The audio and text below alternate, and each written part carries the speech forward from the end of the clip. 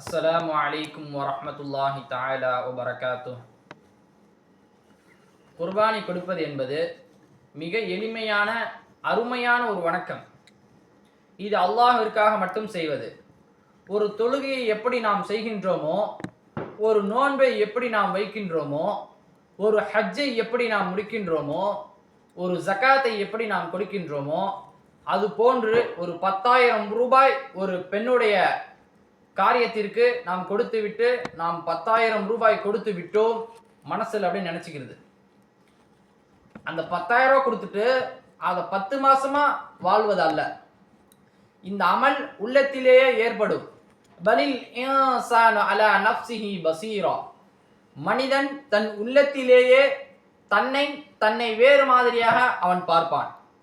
அவன் பார்க்கின்ற பார்வை தன்னை மட்டும் பசீராவாக ஆக விரும்பி நாம் அது போன்று இத்தனை ஆடுகள் கொடுத்தோம், இத்தனை மாடுகள் கொடுத்தோம், இவ்வளவு பெரிய விஷயத்தை நாம் கொடுத்தோம், என்னென்ன விஷயங்களை கொடுத்தோம் என்பதெல்லாம் கொடுத்து மனிதர்களிடத்தில் முகஸ்திகளை காட்டுவதற்கு அல்ல. இந்த குர்பானி இஸ்லாத்தை வெளிப்படுத்துவதற்காக வேண்டும். இந்த குர்பானி கொடுக்க வேண்டிய இடத்துல இஸ்லாத்தை உடைய இஹ்லாஸை நாம் வெளிப்படுத்த வேண்டும். பெருமக்களே, வமை யுஅذிப் ஷஆயிரல்லாஹ், யார் அல்லாஹ்வுடைய அடையாளங்களை கண்ணியப்படுத்துகின்றார்களோ, வ இன்னஹா மின் தக்வல் குலூப், அதுதான் உள்ளத்தில் தக்வாவின் அடையாளம் என்று ரப்புல் ஆலமீன் குர்ஆனில் சொல்லுகின்றான். இந்த தக்வாவை வெளிப்படுத்த வேண்டும். அதை எப்படி வெளிப்படுத்துவது? எந்த முறையில் வெளிப்படுத்துவது? இன்ஸ்டாகிராமில் போட்டு வெளிப்படுத்துவதா, அல்லது யூடியூப்பில் போட்டு வெளிப்படுத்துவதா, அல்லது ஃபேஸ்புக்கில் போட்டு வெளிப்படுத்துவதா? அது எந்த வகையில் வெளிப்படுத்துவது? அந்த ஆடுகளுக்கோ அல்லது அந்த மாடுகளுக்கோ அல்லது அந்த ஒட்டகைகளுக்கோ அபகாரமாக மேலே பூக்கள் வைத்து அதை வெளிப்படுத்துவதா? அன்றைய காலகட்டத்தில் இருந்த அரபு உலகத்தில் இப்பொழுதும் அந்த வளமை உண்டு. துல்காதா மாதம் உள்ளே வந்தவுடன் ஆடுகள் வாங்க ஆரம்பிப்பார்கள். நாம் இங்கே உட்கார்ந்துக்கிட்டு துல்ஹஜ் மாதத்தில் பெருநாளுக்கு 2 நாள் 3 நாட்களுக்கு முன்பு ஆடுகள் வாங்க நாம் பேரம் பேசிட்டு இருக்கோம். அப்போ உள்ள மக்கள் துல்காதா மாதம் வந்தவுடனே ஆடுகள் அல்லது மாடுகள் வாங்க ஆரம்பித்து விடுவார்கள். நாம் இங்கே இருந்து பேரம் பேசி எனக்கு இடம் வசதி இல்லை, அந்த வசதி இல்லை, இந்த வசதி இல்லை என்று சொல்லிக்கொண்டு நாம் குர்பானி கொடுக்கக்கூடிய அந்த 2 நாட்களுக்கு முன்பாக நாம் ஆடு மாடு வாங்கி கொண்டிருக்கின்றோம். அந்த ஆடுகளை வாங்கி அல்லது மாடுகளை வாங்கி பிள்ளைகளோடு பிள்ளையாக ஆளாக்குவார்கள்.